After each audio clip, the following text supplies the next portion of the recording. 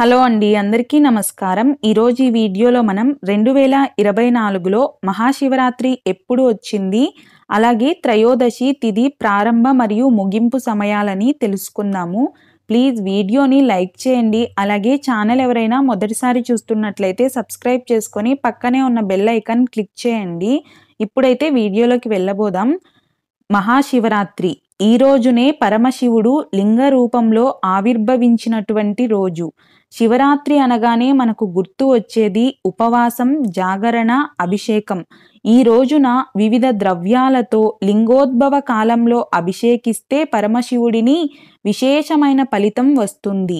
ఈ రోజున ప్రతి ఆలయాలలో శివపార్వతుల కళ్యాణాన్ని నిర్వహిస్తారు.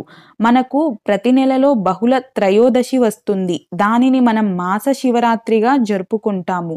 కానీ మాఘమాసంలో వచ్చే బహుళ త్రయోదశిని మనం మహాశివరాత్రిగా జరుపుకుంటాం.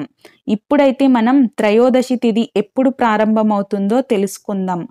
7 మార్చ్ 2024 గురువారం రోజు రాత్రి 10:18 నుండి 8 శుక్రవారం రాత్రి 9:56 వరకు అయితే ఈ త్రయోదశి తిథి ఉందండి. ఇక మహాశివరాత్రిని జరుపుకోవాల్సినటువంటి రోజు వచ్చేసి 8 మార్చ్ 2024 శుక్రవారం రోజున.